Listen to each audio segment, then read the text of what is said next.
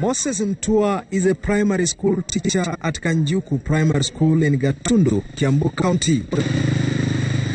Mtua of TSC registration number 862885 teaches mathematics under the Board of Management contract in this school. The 27-year-old has a wife and a 4-year-old boy.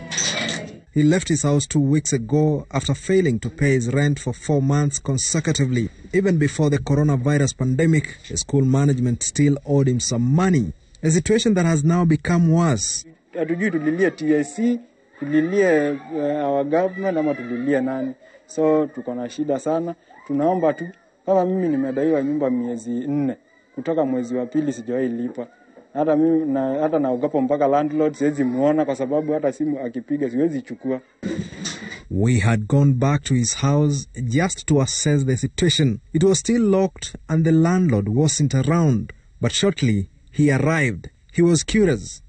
He had been calling teacher Moses in vain. Kutoka mwezi ya pili hajalipa nyumba.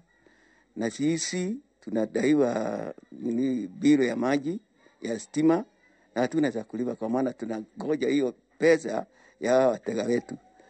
The houses here are relatively cheap. Located in the remote parts of Gatundu, a single room goes for 2,000 shillings. And Moses, whose salary must also cater for the needs of his young family, had remained a faithful tenant, pulling the amount out of his 12,000 shillings monthly salary to pay rent. This was until Corona happened. Si shida yangu ama ya landlord, shida ni pesa, hakuna pesa.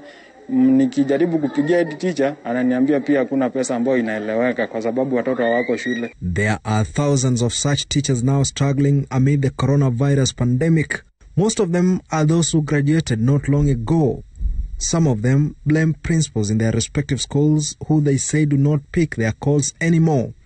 The respective chairmen of their school boards have gone missing. In public schools, the delayed payment has been attributed to the fact that the government stopped disbursing any further funds after the pandemic, while in private schools, directors are saying parents have stopped paying school fees, essentially because their children are not going to school.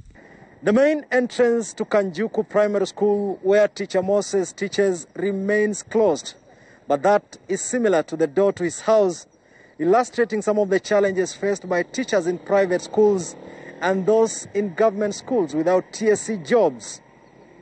Makori Ongechi, Citizen TV, at Kanjuku Primary School, Kiambu County.